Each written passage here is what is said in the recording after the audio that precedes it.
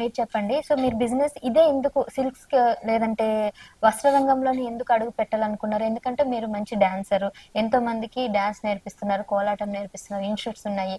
So ఆ రంగంలో ఎందుకు వెళ్ళలేదు? పాలిటిక్స్ లోకి వచ్చిన 3 years నేను ముందే డాన్స్ ఇన్స్టిట్యూట్ క్లోజ్ చేసేసాను. నేను క్లాసెస్ చెప్పడం మానేశాను పాలిటిక్స్ బిజీ అయ్యాక. సో ఇప్పుడు శ్రీనివాస్ గారిని ఆర్థికంగా దెబ్బతీశారు కాబట్టి మళ్ళీ తన క్వారీలు అన్నీ ఆపేశారు. ఆల్మోస్ట్ ఒక 100 crores వరకు లాస్ అయిపోయారు. తను హ్మ్. ఉన్న ఆస్తులన్నీ అక్కడ ఇచ్చేసారు. ఒక 100 crores వరకు లాస్ అయ్యారు. సో లాస్ అయ్యాక మేము ఏం మళ్ళీ బిజినెస్ స్టార్ట్ చేయాలి, మళ్ళీ మనం కొత్తగా మళ్ళీ లైఫ్ స్టార్ట్ చేయాలనుకునేటప్పుడు నాకు శారీస్ మీద ఉన్న ఇంట్రెస్ట్ అతను గమనించి నీకు ఈ ఫీల్డ్ అయితే బాగుంటుంది, నువ్వు ఇది చూస్ చేసుకో, దీంట్లో నీకు బాగుంటుంది అని చెప్పి అతను నన్ను మోటివేట్ చేశారు.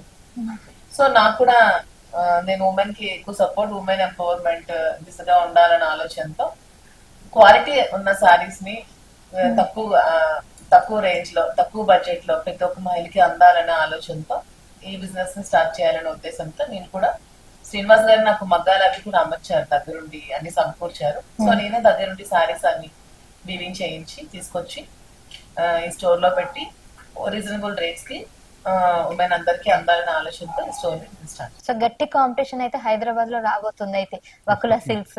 అండ్ గట్టి కాంపిటీషన్ ఉన్నా ఇప్పుడు మేము అందరికన్నా తక్కువ ఇస్తామన్నప్పుడు మా దగ్గరికి వస్తారు, ఎవరి దగ్గరికి వెళ్తారు జనా చెప్పండి. ఆబ్వియస్లీ ఎక్కడ సేమ్ క్వాలిటీ ఉన్న సారీ ఒక షాప్ కి వెళ్తే మీకు ₹1,00,000 వస్తుంది, అదే సారీ మీకు 20,000 ఇస్తున్నాం. నేను ఒకటి చెప్పగలనండి, ఇతర షాపులకు కాంపిటీషన్ మేము అవ్వాలని మేము ఆలోచించట్లేదు.